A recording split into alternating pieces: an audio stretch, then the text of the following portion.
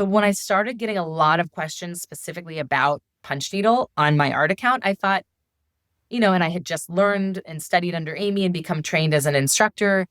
I thought, let me create another space that is dedicated to just answering questions about this, because there's enough here that people are asking that kind of deserves its own space.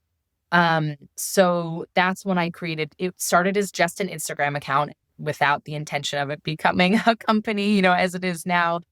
And I thought, well, I wanted to the word Punch Needle. And I think I had enough foresight to think I wanted this to feel like a space that was global, that was something that could feel like a community for people all around the world. And so that was really where the name came from, kind of Punch Needle World, and this being a little world where we could just dive into and explore all things Punch Needle together.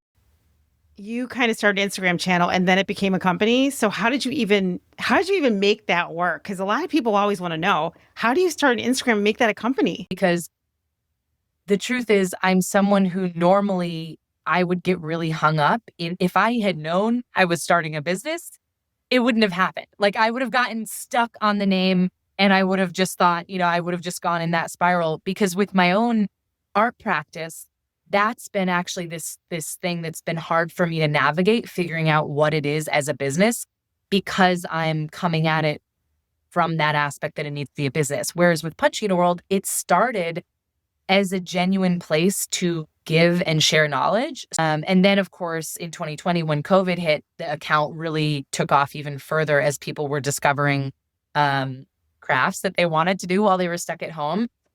And yeah, so it evolved in response to what the community needed. And I think if I had sat down and tried to plan it all out in advance, not only would I have gotten stuck, but it just was unimaginable to me that this small niche could even turn into a full-time job.